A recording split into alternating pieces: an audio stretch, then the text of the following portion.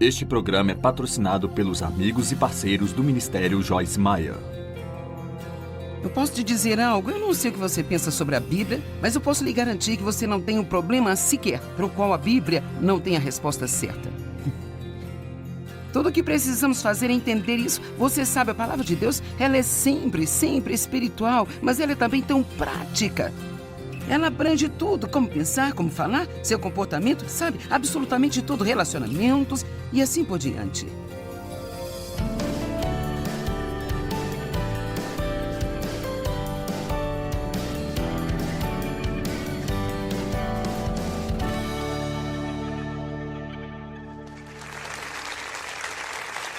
Muito obrigada por se juntar a nós hoje nesse programa onde você vai ouvir a palavra de Deus.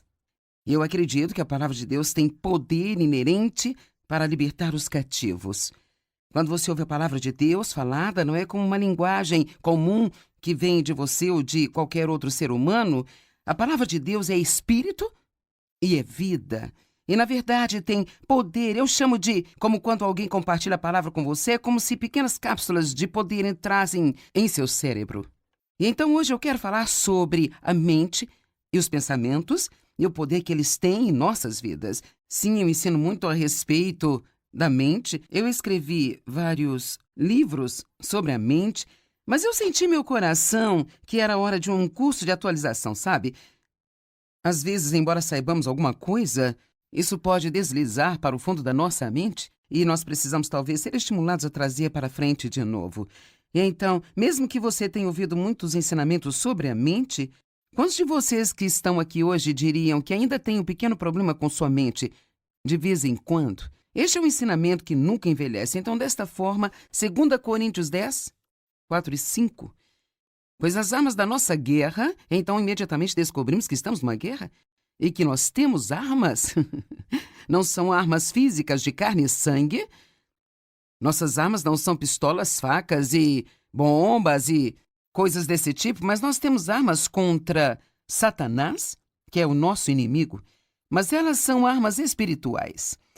E essas armas são poderosas em Deus para a derrubada e a destruição de fortalezas. Agora, uma fortaleza é uma área em que o inimigo escava e esconde-se, tornando difícil para nós chegar até ali. Bem, Satanás faz isso em nossas mentes. Ele teve muito tempo para trabalhar nisso. Ele diz às pessoas mentiras, e elas vão e se enterram nessas mentiras e acabam acreditando em coisas que na realidade não são verdadeiras. Mas o que realmente acontece é que aquilo em que você acredita torna-se a sua realidade. Então, por exemplo, se você acredita que é tarde demais para ter uma vida abençoada, então isso desabilita você até mesmo a tentar ter uma vida abençoada. Mas ainda assim a palavra de Deus diz que nunca é tarde demais para um novo começo. Nós temos que determinar em que nós vamos acreditar. Vamos acreditar no que o mundo diz, no que as pessoas dizem, no que nós pensamos, no que sentimos? Ou vamos tomar a decisão que cada pessoa tem que tomar se ela quiser viver em vitória?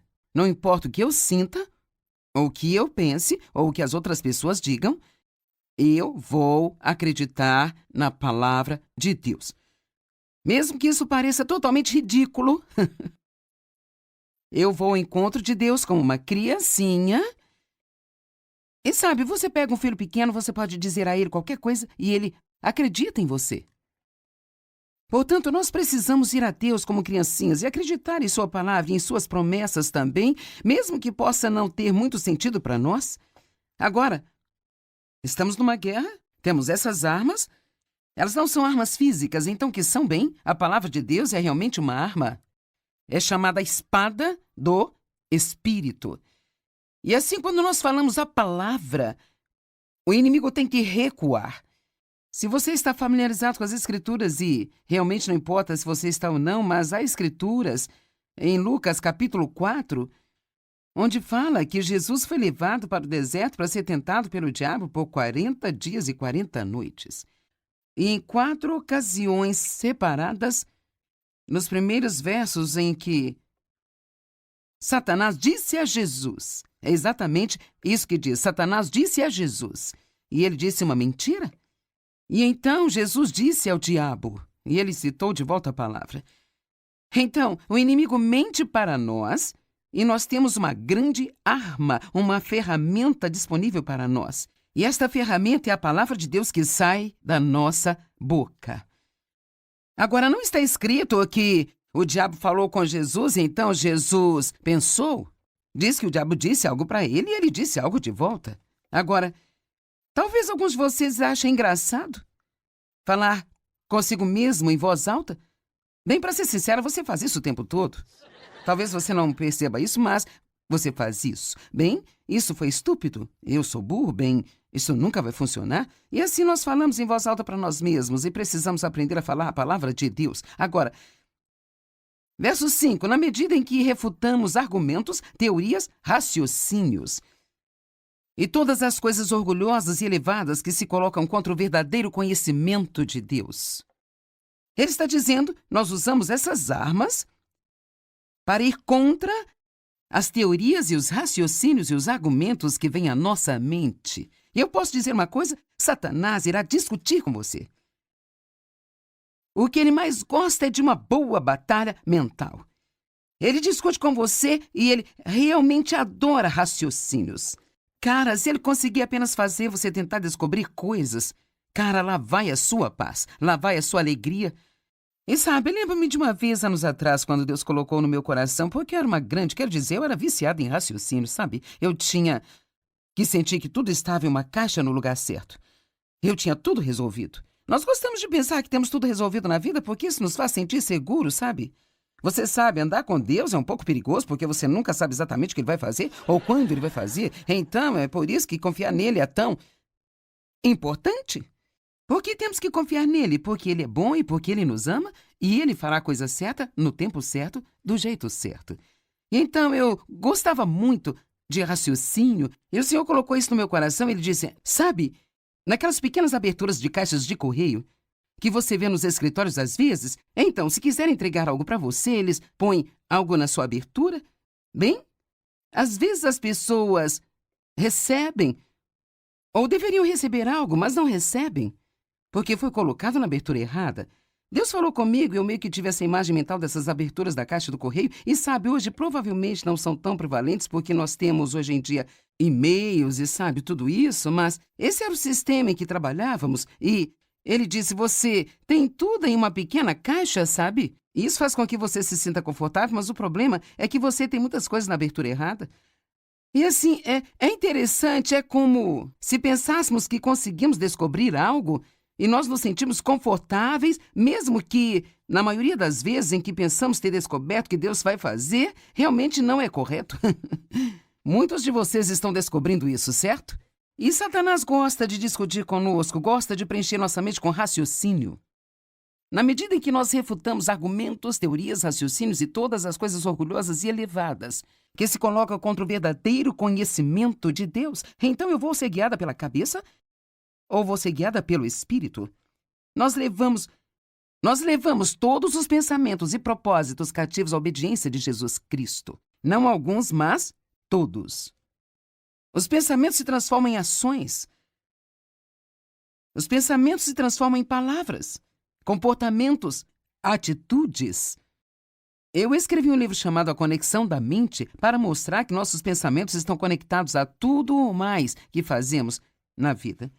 Então, se você sente que precisa de uma mudança em sua vida, ela nunca vai acontecer até você mudar seus pensamentos. Amém? Então, muitas pessoas pensam, eu não posso evitar o que eu penso. Bem, na realidade, isso não é verdade. É o que o inimigo quer que pensemos. Ele quer que pensemos que não podemos evitar o que nós pensamos. Mas veja, se nós percebemos que a mente é o campo de batalha, outro livro, a mente é o campo de batalha, e é aí que Satanás guerreia conosco, sabe? E se soubermos o suficiente da palavra de Deus para começar a reconhecer o que é verdadeiro e o que é mentira, veja, é como... Você tem que ter tempo para entender isso. Quero dizer, por quantos anos eu acreditei que eu não tinha um futuro e nenhuma esperança porque eu tinha sido abusada sexualmente por meu pai por tantos anos?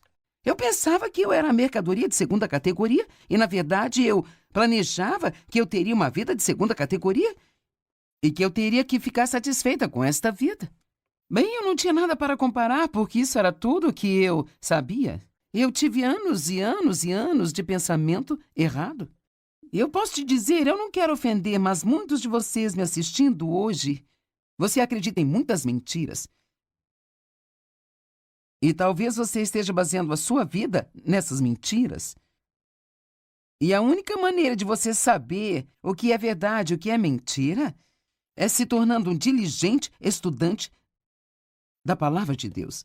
Muitos pensam que não conseguem entender a palavra, mas isso realmente não é verdade. Você pode precisar de uma tradução da Bíblia que seja um pouco mais fácil de se entender, pode precisar de alguma ajuda de um bom professor de Bíblia, mas Deus não nos deixou instruções para as nossas vidas e disse, e a propósito, você não vai conseguir entender nenhuma delas. Então pegue um desses livros, coloque em uma prateleira e depois vá para a igreja uma vez por semana e ficará tudo bem? Algum dia, eventualmente, você vai chegar ao céu? Não, essa não é a vida pela qual Jesus morreu para que nós tivéssemos. Ele quer que conheçamos a Ele e o poder da sua ressurreição, a qual nos levanta de dentre os mortos, mesmo quando estamos nesse corpo. Então, em Provérbios 23:7 diz, como ele pensa em seu coração, assim ele é. Então, eu digo de um jeito diferente, onde a mente vai, o homem a segue. E a maioria de nós pode se identificar com isso. Eu posso garantir, se você andar por aí pensando em um sundae com calda quente, é incrível a distância que você percorre para obter um.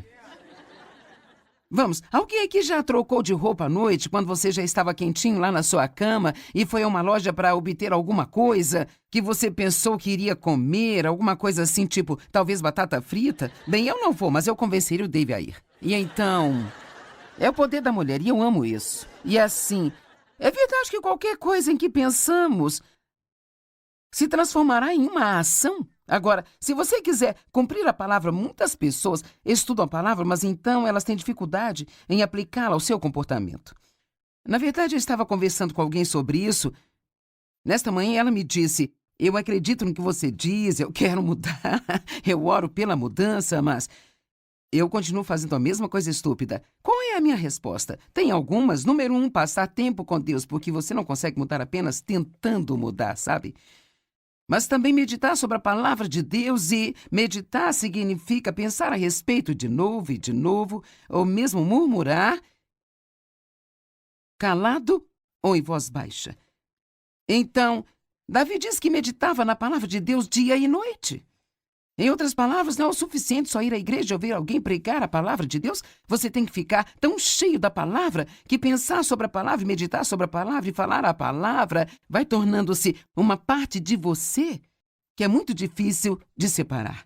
Josué 1, verso 8. Josué está enfrentando algo aqui enorme. Ele tinha recebido o trabalho de substituir Moisés. Quem iria querer esse trabalho? E agora cabia a ele liderar os filhos de Israel para a terra prometida. Eles estão se preparando para seguir em frente, isso é o que Deus diz a ele. Não deixe de falar as palavras desse livro da lei, mas medita nela dia e noite, para que você possa absorver e cumprir fielmente tudo que nele está escrito.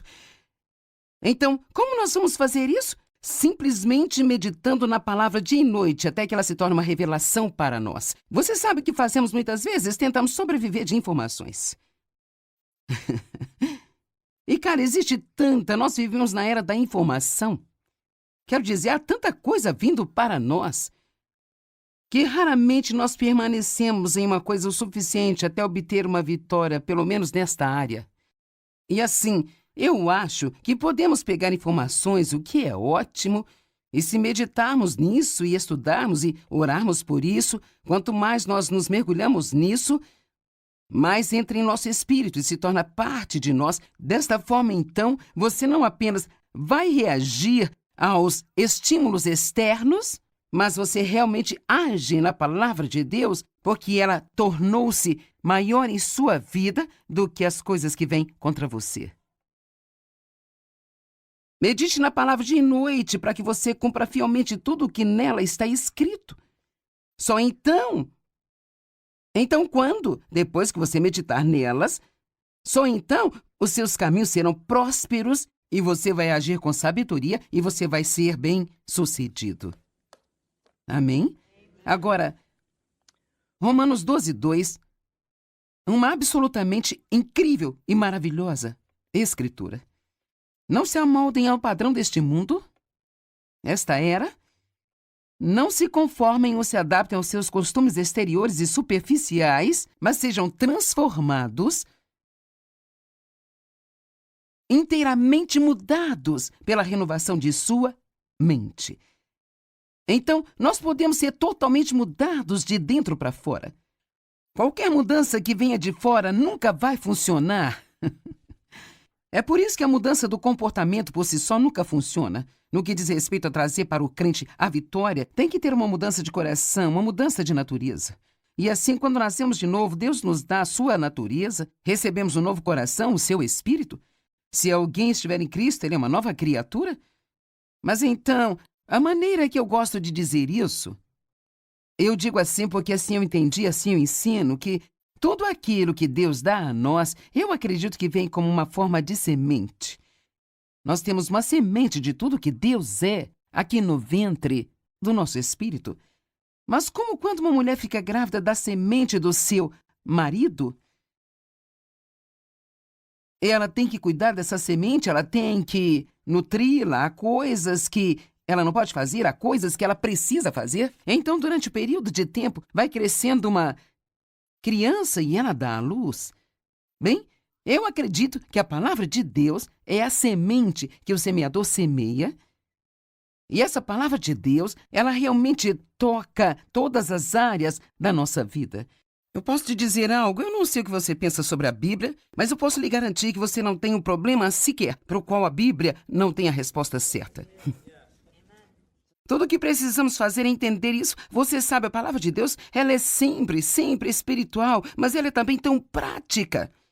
Ela abrange tudo, como pensar, como falar, seu comportamento, sabe? Absolutamente tudo, relacionamentos e assim por diante. Então ele diz, não se conforme com o mundo, não tente ser como o mundo diz que você deveria ser, mas seja transformado pela total renovação de sua mente. Eu posso te dizer que se você apenas pegar uma única frase e meditar nela por muito tempo, pode mudar sua vida. Algo assim como, Deus me ama, e Ele me ama do jeito que eu sou. E é tão difícil para nós acreditarmos.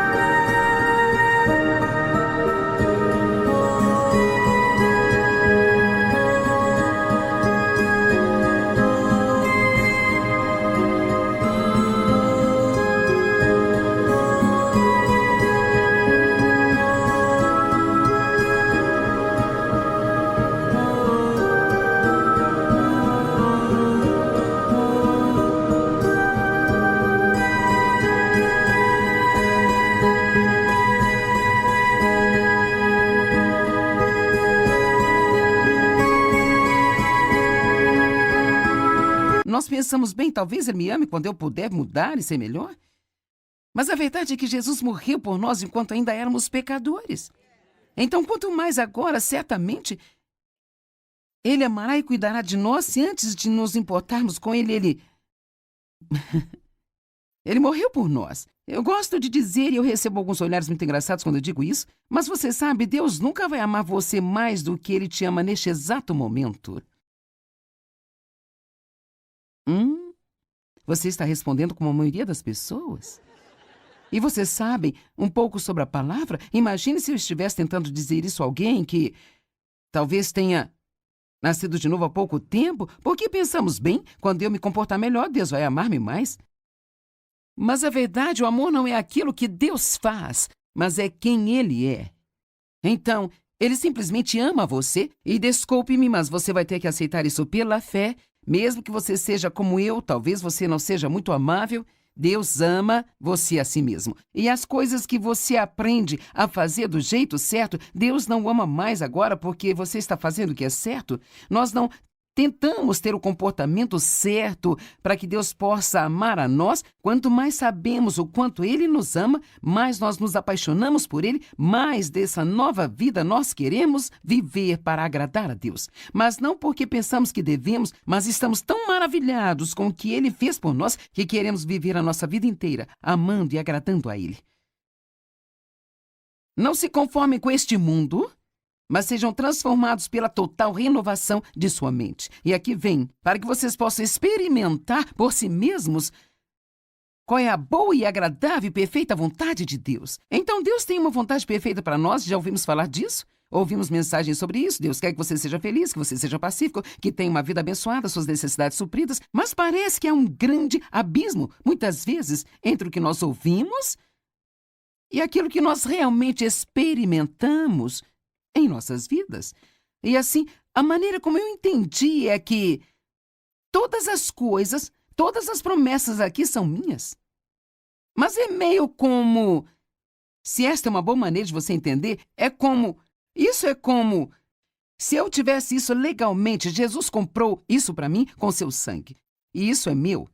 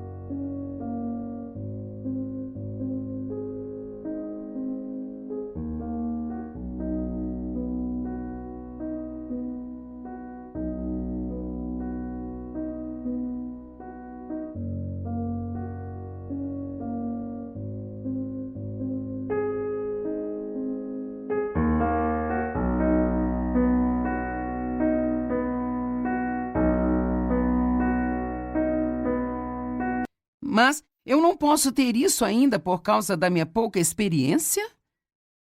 Mas mesmo que ainda não tenha experimentado tudo isso ainda, isto é meu. E a única maneira de eu experimentar tudo isso é continuando a acreditar que isso é meu. Independentemente de como eu agir, eu sou uma nova criatura, a semente de Deus está em mim e eu quero fazer aquilo que é certo. Talvez eu não esteja onde eu preciso estar, mas estou progredindo todos os dias e todos os dias eu me sinto melhor e melhor em todos os sentidos. Mas Deus me ama exatamente onde estou agora, do mesmo jeito que se eu pudesse manifestar um comportamento 100% perfeito. Sabe, se alguns de vocês têm algum dinheiro que acha que pode deixar quando você morrer, deixar para os seus filhos com toda a probabilidade, eu sei que eu tenho. Bem, legalmente, no papel, eles têm o meu dinheiro. Mas ainda não estão desfrutando? De jeito nenhum. E assim, a mesma coisa no nosso relacionamento com Deus. É um acordo assinado, está assinado, selado com o sangue de Jesus. E agora, se um dos meus filhos apenas me deixar de lado, sem um relacionamento comigo, não se importar comigo, então pode haver um pequeno problema aí, sabe? Mas enquanto você continuar amando a Deus e querendo a sua vontade em sua vida, o que a Bíblia diz? Todas as coisas cooperam para o bem. Não daqueles que têm um comportamento perfeito, mas daqueles que amam a Ele e andam de acordo com a sua vontade. Quando você ama a Deus e quer a sua vontade, você o ama e quer a sua vontade, você o ama e quer a sua vontade, não há nada em sua vida que possa acontecer com você que Deus não possa pegar e trabalhar para o seu bem. E cabe a nós acreditarmos nisso. E, cara, tem tantas coisas ótimas. Eu acho que tenho tempo para talvez mais uma. Efésios 4, 22 a 24. Agora, se é do 22 ao 24, isso significa que 23 está em algum lugar. Mas eu vou começar lendo o versículo 22 e 24 para você e eu vou te contar o que está no meio. Dispõem-se de sua natureza anterior.